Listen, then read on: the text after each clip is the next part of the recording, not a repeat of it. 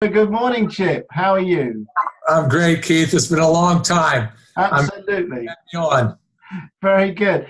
So I suppose we should tell everyone how long we've known each other and how we got to know each other. It was we worked together for a long time, didn't we? Yeah, I'd say what, about 30 plus years? Yeah, and closely for 15 of those. Yes, it was quite a relationship. And Yeah. missed you, my friend. Thank you. Well, we're both long-time servers with a medical company called Cook Medical. Um, Chip, obviously, in North America, and myself originally just in the UK and then later in Europe and Africa. And we both worked in the surgery division. And I think you still do you, Chip? I work now on the government side, but so I work for all the divisions now. Excellent. Well, that's broader and interesting, I'm sure. To say the least. Yeah. So Chip has written a couple of very interesting books, and I want to talk to Chip today about some of the content of those books. He's written two books called Everyday Sales Wisdom, and the other one is called Bigger Than Sales. Is that right? That's correct. Yeah. And both of them absolutely fascinating books. And in the next sort of 20 minutes or so, I thought I might just pick out some of the things in those books that really caught my eye. Because I thought there were some very good lessons in here, especially in the first book for people that were new to sales and perhaps beginning their career. And then in the second book, I thought perhaps people who might be looking to develop their careers a little bit further, perhaps get into management, working more in a more advanced way. Do you go with that? That'd be great. Sounds cool. Okay. So I think the first thing I wanted to just talk about was a statement you made about how you found your passion. You started out at dental school, and you didn't finish dental school. You finished TAC and found yourself in medical sales. My track was similar. I wanted to be a doctor. And I didn't make it into medical school, so I ended up in medical sales, which satisfied for me an interest not just in business, but in medicine and later in surgery specifically as well. And I guess that was something for you as well. It wasn't just the sales; it was the passion for the subject and the patient and care and so on. Well, let me first start by saying that, my first passion was dental school. I wanted to be like my father, who was an orthodontist.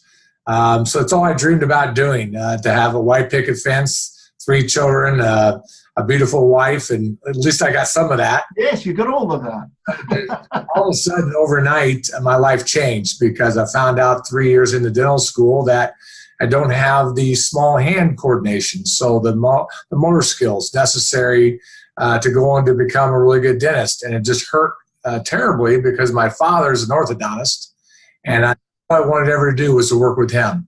So what happened is I had a mentor at Indiana University. He mentored me. His name was Bill Armstrong. And he says, I got a great company for you. And I really want you to talk to them. I think you'd be great in sales. I said, sales? I have no idea what sales was all about back then. I'm older than dirt. And so back then, there weren't any sales classes and things like that. And I said, sure, but why? He goes, but Chip, I think you've got some really good communication skills. And you've got some really good skills, I think, with people. So next thing I know, I ended up with Cook Medical. So, but you bring up a very good point is I believe one way you find your passion is that you have to fall in love. Yeah. And I love 30 plus years ago with what I do. And what I mean by that is that I have to do something that impacts mankind, that impacts people and really can make a difference in this world. And so that's why medical sales, and specifically what we sold for very sick patients, these devices, I fell in love with it. I probably wouldn't have been, Keith, very good at retail sales and other type sales. If you had an extra dollar, you'd buy from me. So that's why I fell in love more about the art of, impacting mankind. I completely agree with that, and I'm exactly the same. I think both of us probably developed over time transferable skills that would have been equally good in another industry. I'm sure we could have both sold used cars or whatever, but that wouldn't have satisfied me in the way that the passion for the product, and of course the final consumer of that product, the patient, really did. And that also worked for me with the sort of ethics of it all as well. I think that's very important, to work in an ethical business.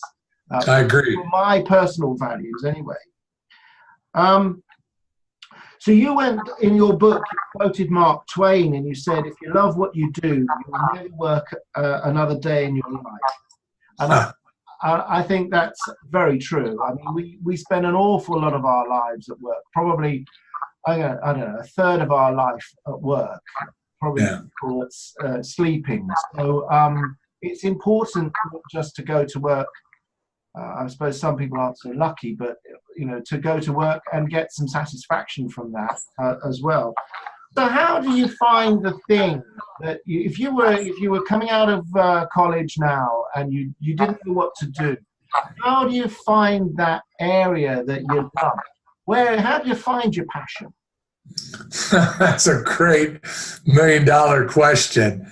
Let me step back and say, first of all, there was a study done many years ago, and most people don't have passions.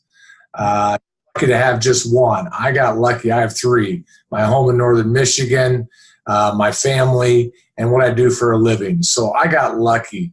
But to come out and fall in love, I guess you got to find something that just makes you wake up every day with a smile on your face.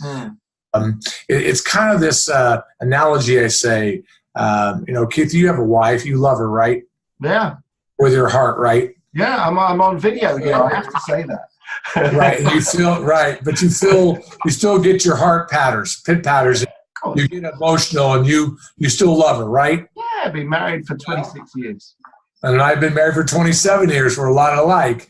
But if you have that kind of passion and that feeling, transfer that to your work life, you've got it.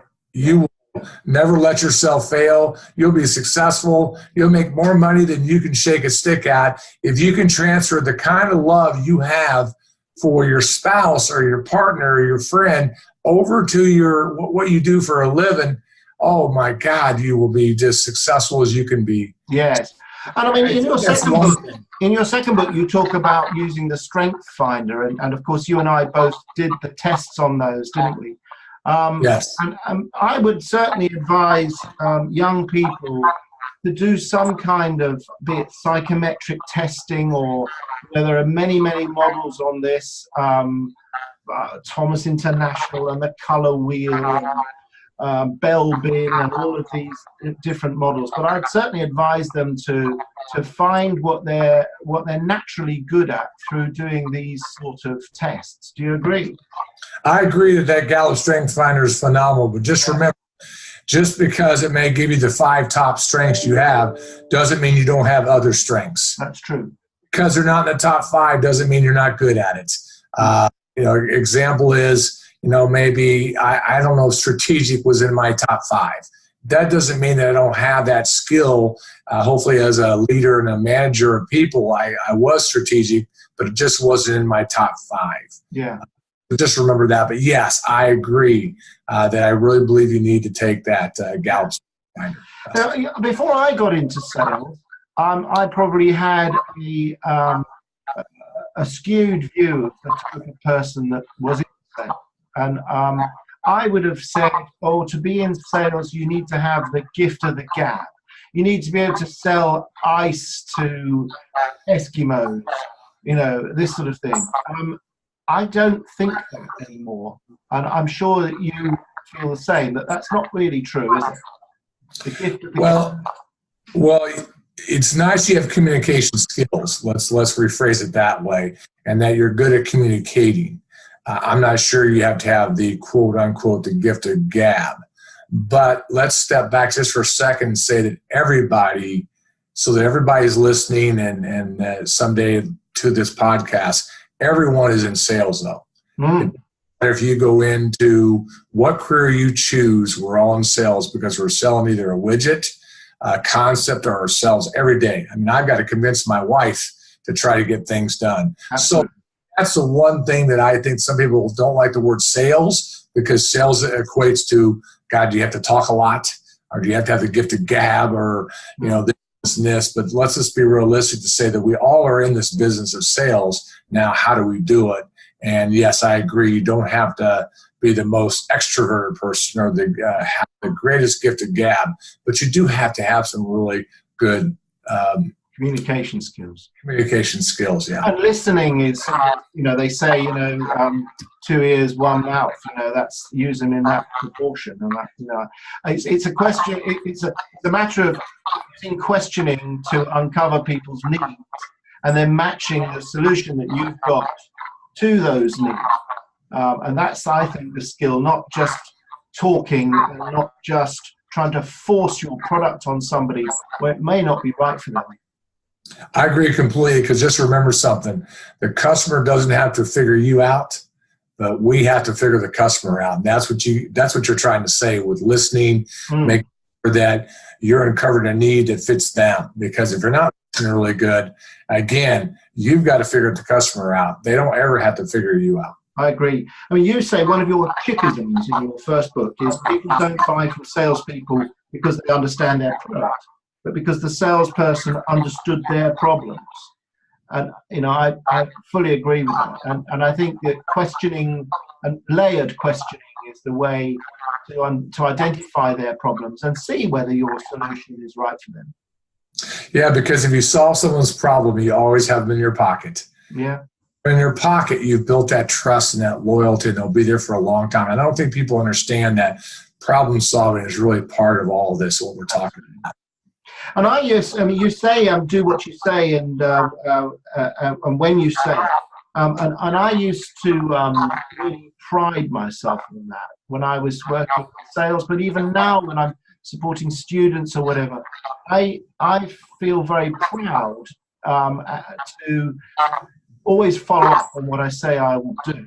And I think a lot of people don't do that. And I think that's a differentiator. That's something that makes good people probably better than others, that you do what you say, and when you say you'll do it. I mean, I couldn't agree more. It's probably the biggest differentiator between great people in careers and sales careers. It doesn't matter what career you're in, versus good. And I really believe in do what you say you're going to do, but do it when you say you're going to do it. So I tell people all the time that, you know, if someone says that to be here tomorrow morning at 9 o'clock at my office, I say, I would guess you probably want to get there by 8:30. You want to be on times to be on early. You don't want to take a chance to be there, but just do what you say you're going to do, and do what you say you're going to do. And if you live by that credence in any career you choose, you'll be more successful than you ever realize. It is the biggest weakness I've seen across all industries, in all careers of all people, is they don't follow up. Following up, you know, that means you'll be very, very successful. Absolutely right. And in fact, you develop these into 5 truths in your book. You talk about follow up and follow through, which is what we've just discussed. Networking, which you go on to dedicate a whole chapter to in your second book, and fascinating that is. Building positive relationships, which of course is absolutely key. People buy from people that they like and they trust. You know, you've got a personal brand to build, and you talk extensively about that. It's a fascinating subject. You talk about cultivating a good attitude and being passionate about your work. And I completely agree, those 5 truths that you list there, absolutely key to success. Yeah, and I think it's just not in sales. It's like life lessons. I would call them probably the 5 truths of life. Follow those lessons in life, you know, and treat people the right way, and the passion and networking and building the right relationships and following up plus follow through. You made a good point. If you don't follow through, the follow up doesn't matter. Absolutely right. It's more than just following up. But I think that just getting back to people, and because one thing about people just want to know you care. People just want to be acknowledged that you got their text message, or their email or their phone call, whatever. That's all it is. So don't wait a long time to get back to people. I always say have a sense of urgency all the time. Absolutely. People. And that doesn't mean you don't get back to them in 3 hours or 6 hours or the next day. But if you don't have a sense of urgency all the time, then you will delay it for days and weeks and never get back. And I just think that's just the wrong way to do things. Yeah, completely agree. Completely agree. And we touched there on a personal brand. And I think it's a whole subject, and perhaps we will do another one of these videos just on personal branding, because I think it's so fascinating a subject, and you cover it very, very well, especially in your second book. You did touch on it in your first book, and you call a chapter "Perception is Reality." And I agree, and you make a statement: if you are perceived to be something, you might as well be, because that's the truth in people's minds. And I think it's a real challenge there. How do you? I mean, it's a big subject. But how do you manage your personal brand? I manage my personal brand because it didn't start with one many years ago. I talk about how it took me 5, 6, 7 years before I even thought about a personal brand. Because you got to realize what a personal brand is. All it is what someone else thinks about you. And unfortunately, it's important what other people think about you, especially when they impact your life, your boss, an owner, someone that can gives you a raise or promotion. It's unfortunate. I wish it wasn't that way in this world today. But unfortunately, you have to worry about some other people, especially if they impact your life. So I think it goes up and down. People, rise in their personal brand and they come back down, and they rise again and they come back down. We all make mistakes.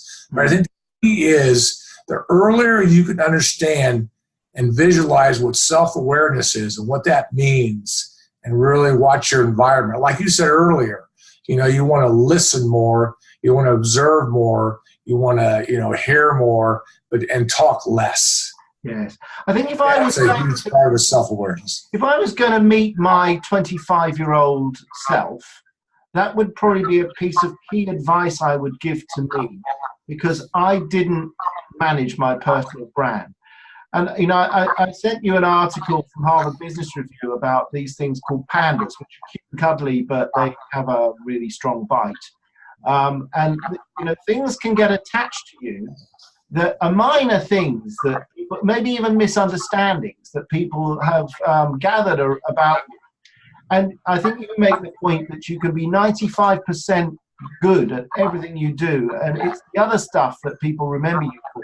And it's those things that are career limiting, sad though it is, however good you are at the 95%. Well, I'll tell you one thing, Keith, you've read my books inside and out, and I thank you, because I'll tell you one thing, you're right. You've picked out some things that are extremely important. Most companies, most people pick on the 5%, and they judge you on that. They don't judge you on the 95% that you're a really good person. And that's what we got to get back to doing in this country. It's all around humility, too. It's how you treat people. But, someone shouldn't be negated or shouldn't be thrown out because they have some skills that aren't very good. They should really look at their strengths. I always believe to take your strengths and make them better, and don't worry so much about your weaknesses all the time. I think people are too worried about someone else's weaknesses and not concentrate on their strengths. Yeah, but I think that's really how other people see people. Maybe, Keith, maybe if somebody would have told me this 30-some plus years ago and would have helped me, the Keith of the world or something would have stood up in front of me, maybe things would have been different. But that's okay. You can't change life. But I do wish really for all people right now, 18 to 30, that they have more self-awareness or taught about that, or spend time in class, or, with your marketing students, go over it, beat a dead horse in the ground, because I don't think you can talk about it enough. I think it's actually the best piece of advice. Well, I'm still learning self-awareness. I haven't conquered it yet, so that tells you it's a continual battle. It's like an addiction. Some people go to every Sunday morning and they say, hey, I'm going to AA, for Alcoholics Anonymous. I go every Sunday morning and say, hey, I got Self-Awareness Anonymous. Yeah.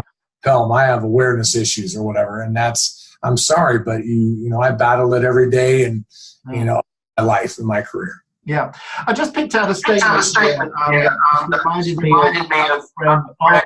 You remember we worked with Arnold, and you made the same point that he always made, which is if you don't like something, change it, and if you can't change it, change your attitude. And you actually quote Maya Angelou, the originator of that saying. I didn't know. Well, I thought it was Arnold, but but I absolutely agree. It's absolutely true. Well, someone told me the other day, Keith, about that, just to make a quick point. They said, well, why do you have to admit you did something wrong? I said, it's not about admitting you did something wrong if your boss thinks you did. And I just said, you just got to just say, I did it and move on. You've got to, because if not, it will fester inside you. You just have to say, I probably didn't do it, but my boss said I did it, so I did it. So now you just got to move on. From it, and I've got to just start trying to improve in my boss's eyes. So that's a big discussion I had the other day with a student. She couldn't understand why you'd have to admit that you did something wrong. So. Yeah. Another point you make is everybody should spend some time in sales. And I certainly think if you work in business, you should. I think it's absolutely crucial to spend some time, we call it carrying the bag, don't we? And I don't know about in your country, but if you join the police in this country, whatever you're destined to be, if you're going to be the chief constable, the commissioner of the Metropolitan Police, you have to start on the beat. Do 2 years as a policeman, walking along, right, in a big helmet, and there's no way around that. And it's equivalent, I think, to our industry. If you're going to be get on in sales or in marketing or in people management, I think carrying the bag for a couple of years in your early part of your career is really important. I really think you meet the best CEOs or the best leaders or the best managers if you've got some experience in sales. I don't know. Unfortunately, there is a lot of people that don't go through that process and that pathway.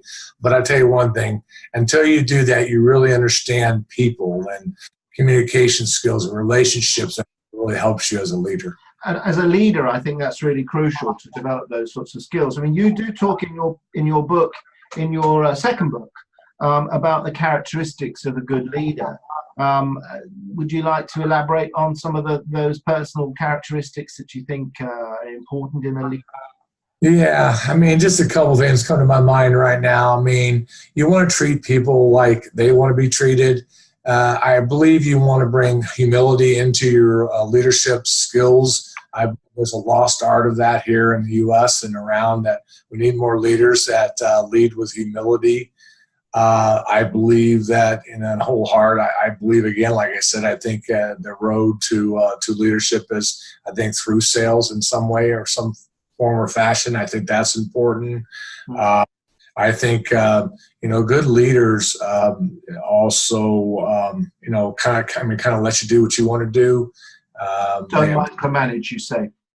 Yeah, and I'm a real big on that.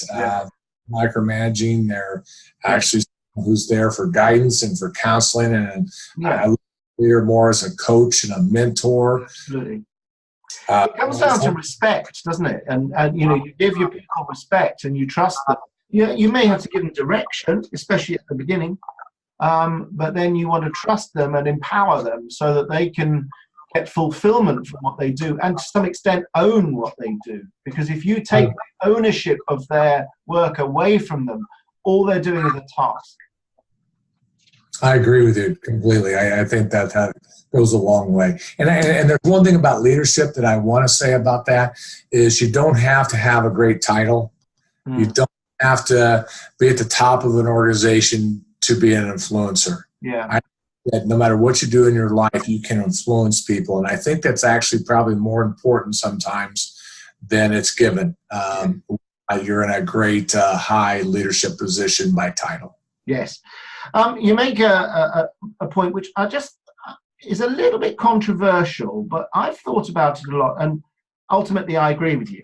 So, what's the controversial point? I can't wait. The point was that you advocated using contacts your networks, to help the people that you love. So your kids, for example, I think one of your kids is at medical school and one's at veterinary school. Is that right? Yes.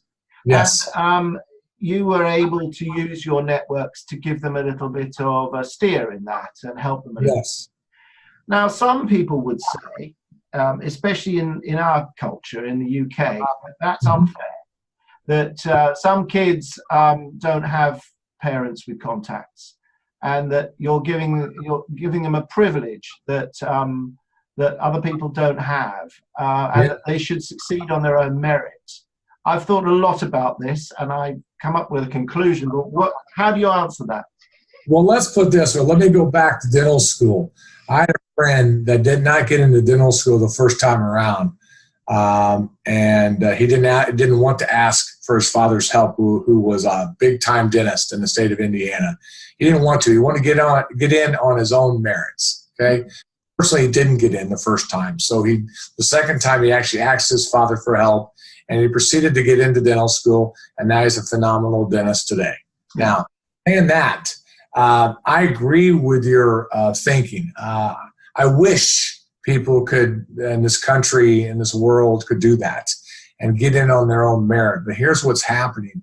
Everyone has the same GPA today. Everyone has the same test scores. Everyone has the same kind of line of, around them that if you don't know someone, it is, unfortunately, I have to say this, sometimes it's who you know. Merit is a qualifier. It's not a differentiator. If you don't have the merit, you've got no place being a dentist or a vet or a doctor. Absolutely. Well, you make a great point because you make a great point. My networking or anyone's networking wouldn't help if you didn't have the status quo. If you didn't have at least, necessary grade-wise and test-wise, whatever. So I agree. That is exactly a great point. And here's the other thing. Networking doesn't mean that you've gotten the job for someone, let's say. Networking just means you're able to open a door for someone. Once they get through that door, it's up to them to be able to close it and get the position. Absolutely right. And you're obviously, it's a competitive world out there, and for yourself and your loved ones, you want to get the every advantage you can. That's just natural. And that's part of mentoring today. You mentor students and people. It's, I always look at the big difference between a really good mentor and a great mentor. Usually the great mentors will at least get the door open. Yeah. A phone call for you, make a phone call, or get the door open for an interview. Doesn't mean that you're going to get the position, because you have got to speak and talk and absolutely right. Absolutely. They care enough about you, that they think enough about you, that they believe enough about you, that they want to help you get through that door. Absolutely.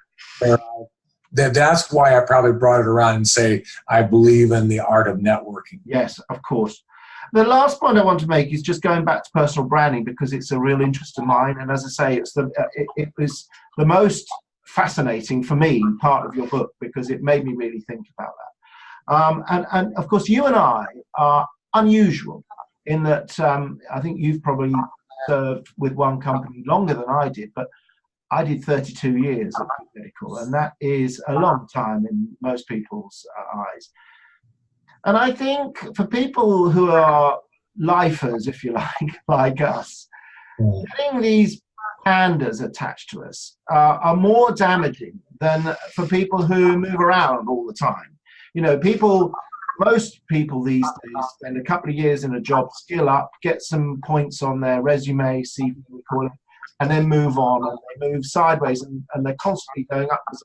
And we took a more linear path.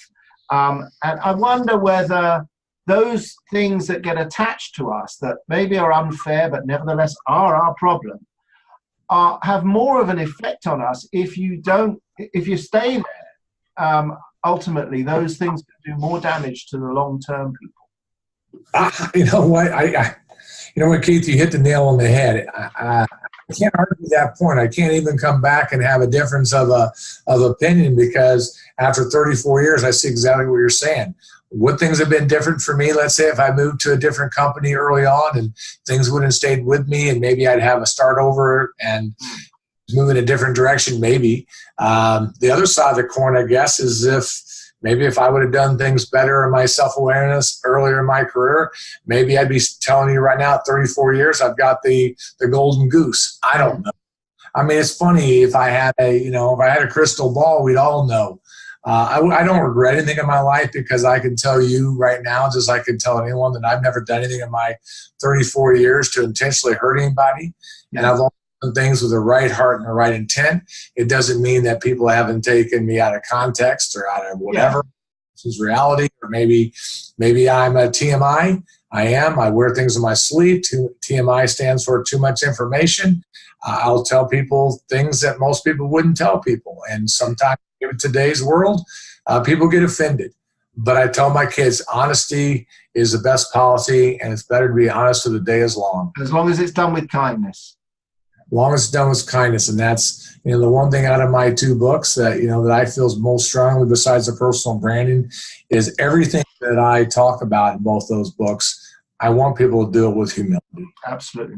So about those books, Chip, I mean, obviously now our viewers to this podcast will have seen the film, but supposing they want to read the books, how do they go about getting hold of these books? A couple ways. First of all, they can go to my website, www.chiphelm.com. Again, www.chiphelm.com. I actually have my personal branding is available to listen to that chapter at no charge, because I want people to understand more about personal branding. Also, it's available on Amazon. Obviously, if you're out of the country, it's probably easier for you to purchase the books through Amazon. I got it from. Also, it's ebook is available on Amazon. The audio, I love doing the audio. The audiobook's available also. Also, I've done personal branding workshops. I still continue to do more speaking engagements. I welcome people who want to invite me to try to do some webinars or speaking engagements or workshops, etc. So, yeah. As we have done today.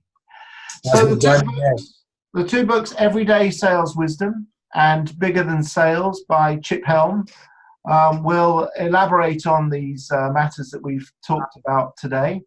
But I think we've had a quick whiz through and covered a lot of ground, haven't we? We sure did. I appreciate your time. Okay, well, it's lovely talking to you, Chip, and we'll keep in touch. Yeah, great.